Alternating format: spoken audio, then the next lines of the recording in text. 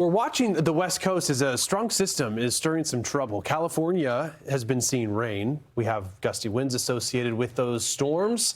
And the storms, well, they've actually been severe this morning. Yeah, and as we track what's happening closer to sea level, let's take it into the higher elevation as well, where we're not seeing rain, but this snow.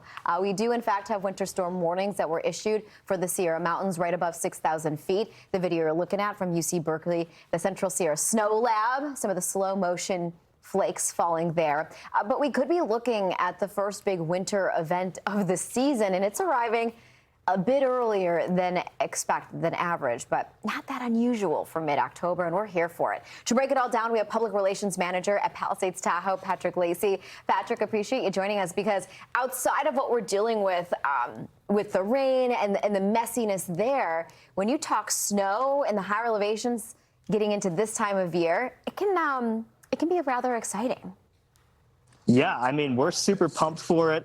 Can't be more stoked for it. Last year, we had about 397 inches, and hopefully we get a pretty average year like that this coming year. But I mean, 2 years ago, we had over 700 inches of snow.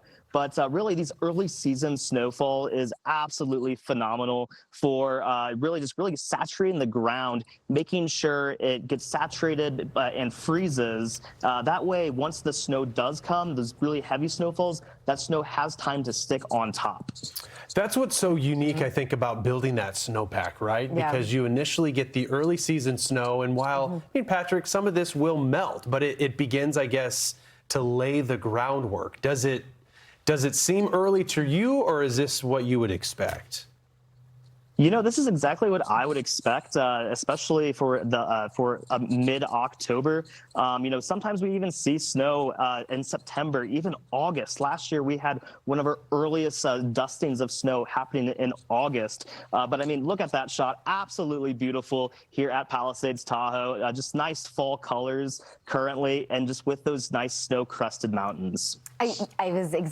I saw your live shot, and all I could think is the leaves a little bit different in coloring. And I think one of our favorite things that we talk about is when you get the snow with the fall foliage and the various colors of the leaves. It's just a really good juxtaposition of the seasons.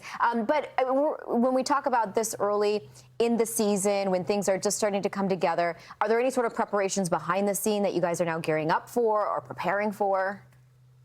Yeah, so right now we're making sure our snowmaking operation is on hand, making sure all those pumps are set and ready, as well as making sure our snowcats are all fueled up, ready to go, checking oil, all of that good stuff. We're really prepping, and also a lot of people don't think about, we have a lot of stuff, you know, on the ground, and also, we've got to pick that up during our summer operations, making sure we pick up all of those things, or that way it'll get buried underneath all of this new snow.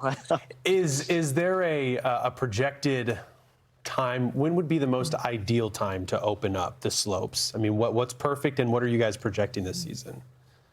Yeah, so right now our opening date is set for November 26th. Now, weather and conditions permitting, we could even open up earlier than that if the snow does come a little bit early. But right now, it is set for November 26th.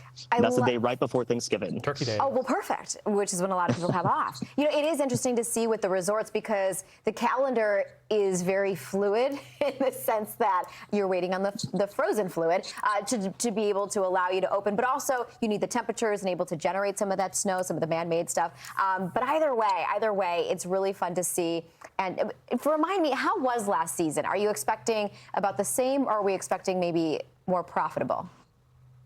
Yeah, so really this season, it's always about, you know, we typically get about 400 inches of snow. Last year we got 397 inches, so that was right at our average. The year prior to that was about 400 inches, and then previous to that was almost 723 inches, almost double our average.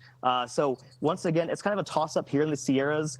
We get massive snows up here, and once again, It's all very weather dependent. You can read the Farmer's Almanac. You can see a lot of people are kind of superstitious. How many rings around the caterpillars? I've seen a lot of bear out, and that means a big winter. I've seen a really fat bear, but at the same time, it's all superstitions. You're speaking Marissa's language. I know. I am come here off that for Fat Bear Week. Yep, that's where my mind is. Yeah, we'll see how the season plays out. But I mean, when you talk about a foot compared to the 400 you typically see in a season, we are just chipping away at that total. Patrick Lacey, PR manager at Palisades Tahoe, thank you for joining us here on Weather Command. Thanks for having me.